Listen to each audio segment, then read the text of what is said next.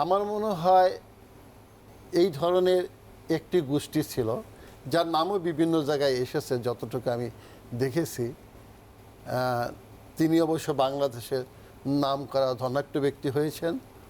Rental যে একটা কারসাজি হয়েছে আপনার বিদ্যুতের খাতে, আমরা অনেক সময় জানি যে তাদের নামগুলি বিভিন্নভাবে আসছে। আমি জানি না তারা জড়িত ছিল কিনা, তবে এই ধরনের একটা গোষ্ঠী এটার সাথে অবশ্যই জড়িত আছে।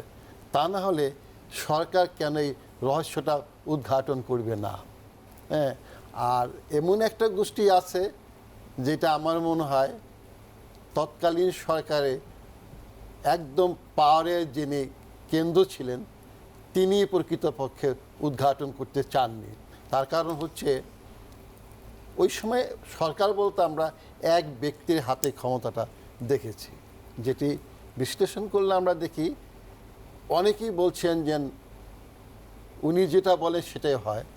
যেমন ফরাসি বিপ্লবের আগে আমরা দেখেছি লুই 14 অফ ফ্রান্স ঘোষণা দিতেন, তারস্বরে বলতেন আই অ্যাম দ্য স্টেট, অর্থাৎ আমি রাষ্ট্র।